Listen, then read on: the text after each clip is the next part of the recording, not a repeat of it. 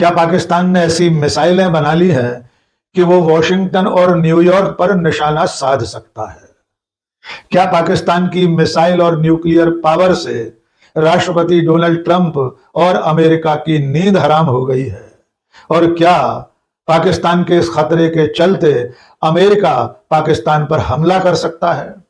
और क्या ईरान युद्ध में फंसे हुए डोनाल्ड ट्रंप उस युद्ध से निकलने के लिए पाकिस्तान पर हमला करने का कोई बहाना ढूंढ रहे हैं?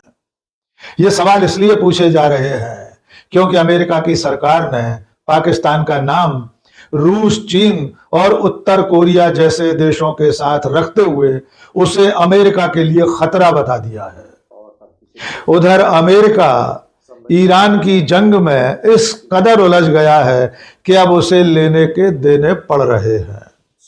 ईरान ने अमेरिका के अजेय समझे जाने वाले F-35 विमान को गिराकर पूरी दुनिया को चौंका दिया है। कई अन्य वजहों से यूरोप और नाटो के देश अमेरिका का साथ देने खुलकर सामने नहीं आ रहे हैं और इन सब परिस्थितियों के चलते अब अमेरिका और डोनाल्ड ट्रंप इस युद्ध से किसी तरह बाहर निकलने का रास्ता तलाश रहे हैं। यहां तक कि अब डोनाल्ड ट्रंप की सरकार रूस से तेल खरीदने पर लगाए गए प्रतिबंध को हटाने तक पर विचार कर रही है। देखते हुए कोई ये सोच भी नहीं सकता था कि अमेरिका पाकिस्तान को अपने लिए खतरा बता सकता है, लेकिन ऐसा हुआ है और इसका औपचारिक ऐलान अमेरिका की नेशनल इंटेलिजेंस की डायरेक्टर तुलसी गबार्ड ने किया है। तुलसी गबार्ड ने पूरी दुनिया के सामने ये बताया है कि पाकिस्तान के पास जो न्यूक्लियर पावर है उससे अमेरिका को खतरा महसूस हो रहा है। उन्होंने कहा कि इस वक्त पाकिस्तान के पास कम से कम 3000 इंटरकॉन्टिनेंटल बैलिस्टिक मिसाइल्स हैं और इनकी संख्या 2035 तक 16,000 के करीब हो सकती है। आइए सुनिए तुलसी गबार्ड ने और क्या कुछ कहा। However, the intelligence community assesses that Russia, China, North Korea, Iran, and Pakistan have been researching and developing an array of novel, advanced or traditional missile delivery systems with nuclear and conventional payloads that put our homeland within range. तो आपने सुना कि तुलसी Gabbard Pakistan को America तक के लिए खतरा बता रही हैं। उसका नाम रूस, चीन और उत्तर कोरिया के साथ लिया गया है। उन्होंने यहां तक कहा है कि पाकिस्तान जिस दिशा में काम कर रहा है उसमें न्यूक्लियर पेलोड को बहुत दूर तक भेजने की ताकत विकसित की जा रही है और इसके चलते अमेरिका भी पाकिस्तान की मिसाइलों और न्यूक्लियर पावर की जद में आ सकता है। इस बयान को सुनने के बाद पूरी दुनिया में यह सवाल पूछा जा रहा है कि क्या अमेरिका और डोनाल्ड ट्रंप उसी तरह पाकिस्तान पर हमला कर सकते हैं जिस तरह न्यूक्लियर पावर के बहाने से पहले इराक पर और बाद में अभी हाल ही में ईरान पर हमला किया गया है। यद्यपि ये अभी बहुत दूर की कौड़ी है, लेकिन डोनाल्ड ट्रंप के चलते अमेरिका कुछ भी कर सकता है।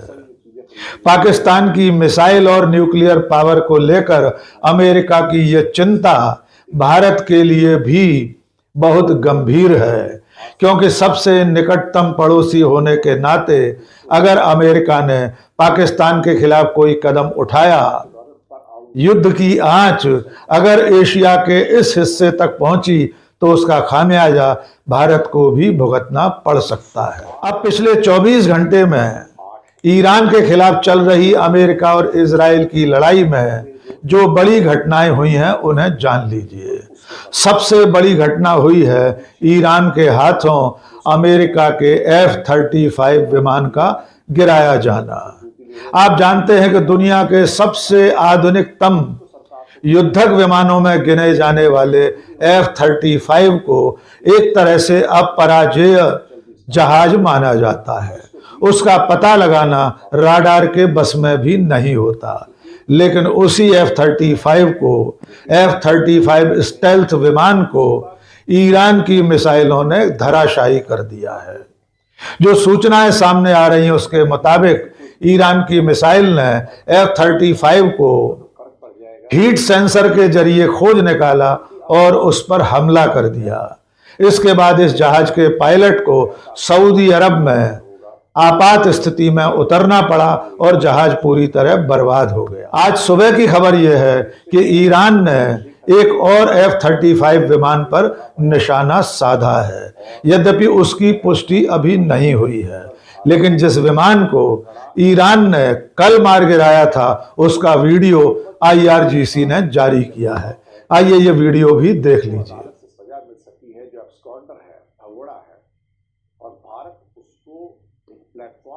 F-35 विमानों को गिराने के मामले में सबसे दिलचस्प बात यह है कि जिस वक्त ईरान ने F-35 विमान पर हमला किया, उसे मार गिराया, उसके चंद घंटे पहले डोनाल्ड ट्रंप व्हाइट हाउस में बैठकर अमेरिका की ताकत की शेखी बघार रहे थे। उस वक्त वे कह रहे थे कि अमेरिका जल थल नभ तीनों जगह आसानी से घूम फिर रहा है, हम जहां चाहे वहां उड़ रहे हैं, हम पर कोई गोली चला नहीं रहा है। आइए सुनिए उस वक्त डोनाल्ड ट्रंप ने क्या कहा और उसके चंद घंटे बाद डोनाल्ड ट्रंप की शेखी की ईरान ने हवा निकाल दी थी। Just about everything there is to obliterate, including leadership. The Navy's gone, their Air Force is gone, their anti-aircraft equipment is gone. We're flying wherever we want, Pete. We have nobody even shooting at us. Israel और America के हमले भी Iran पर लगातार जारी हैं और इस पूरी लड़ाई में सबसे ज्यादा चुनौतीपूर्ण मोर्चा बना हुआ है हॉर्मुज जल संधि। वहां पर अब भी सैकड़ों जहाज ठहरे हुए हैं। ईरान इन जहाजों को निकलने की इजाजत नहीं दे रहा है। इन सैकड़ों जहाजों में भारत के भी 22 से ज्यादा जहाज और तेल टैंकर शुमार हैं। अमेरिका ने पूरी ताकत अब हॉर्मुज को खोलने में लगा रखी है। इसके लिए उसने यूरोप और नाटो के तमाम देशों से खुलकर गुहार लगाई है, लेकिन इस मुद्दे पर भी डोनाल्ड ट्रंप और अमेरिका को उस तरह का साथ नहीं मिल रहा है जिसकी उन्होंने उम्मीद की थी। ताजा सूचनाओं के मुताबिक अमेरिका ने इस वॉर जोन में कुछ और नौसैनिक बेड़े रवाना कर दिए हैं। इनके नाम है USS बॉक्सर, USS कॉमस्टॉक और USS पोर्टलैंड। ये जंगी जहाजी बेड़े भी इस वक्त हॉर्मुज की तरफ बढ़ रहे हैं।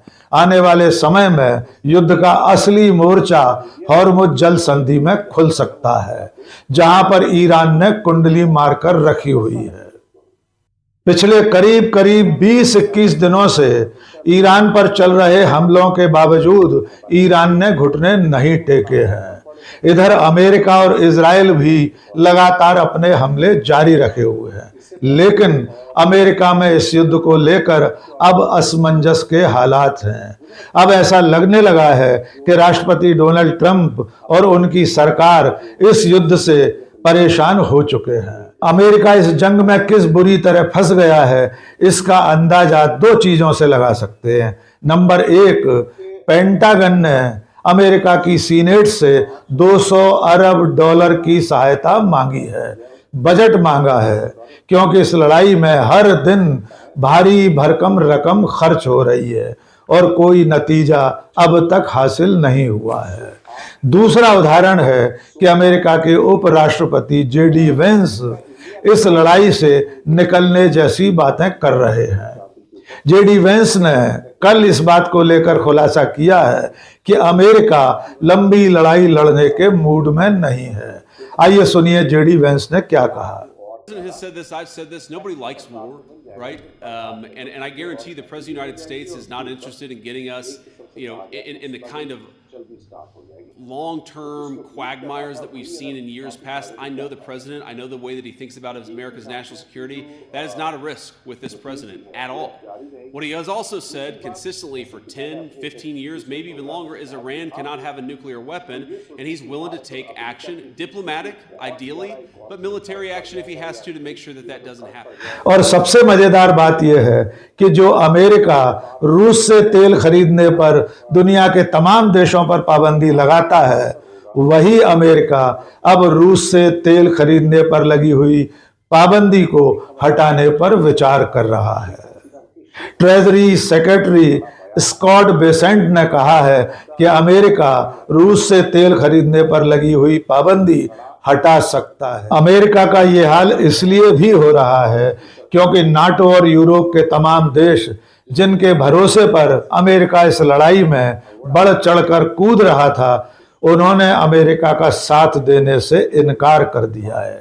अब तो ऐसे हालात हो गए हैं कि स्पेन और फ्रांस जैसे देश खुलकर डोनाल्ड ट्रंप और अमेरिका के खिलाफ बयान दे रहे हैं। इन बयानों में सबसे दिलचस्प बयान है फ्रांस की तरफ से नाटो की सेनाओं में जनरल का।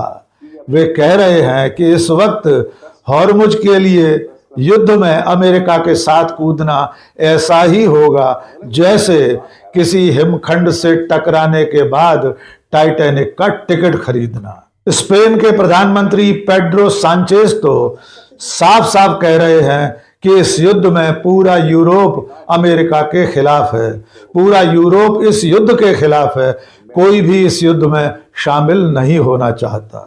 स्पेन की एक मेंबर ऑफ पार्लियामेंट ने अपनी सरकार से यहां तक मांग कर दी है कि अमेरिका के जो बेस, जो फौजी अड्डे उनके देश में बने हुए हैं, उन्हें तत्काल बंद कर देना चाहिए। इसके अलावा उन्होंने कहा कि नाटो जैसे क्रिमिनल अलायंस से तत्काल बाहर आ जाना चाहिए।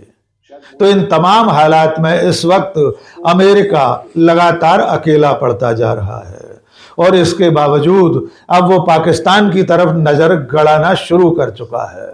जिस तरह तुलसी गबार्ड ने पाकिस्तान को अमेरिका के लिए खतरा बताया है, जिस तरह उन्होंने कहा कि पाकिस्तान की मिसाइलें, उसका न्यूक्लियर पावर अमेरिका तक पहुंच बना सकता है, उसको लेकर अब ये सवाल खड़ा हो गया है कि क्या बहुत जल्द अमेरिका पाकिस्तान पर भी हमला कर सकता है। कोई नहीं जानता कि डोनाल्ड ट्रंप और अमेरिका कल किस देश के खिलाफ लड़ाई छेड़ दें, क्योंकि आपने हाल ही में सुना होगा उन्होंने ईरान युद्ध के चलते समय भी क्यूबा को हथियाने के दावे शुरू कर दिए हैं।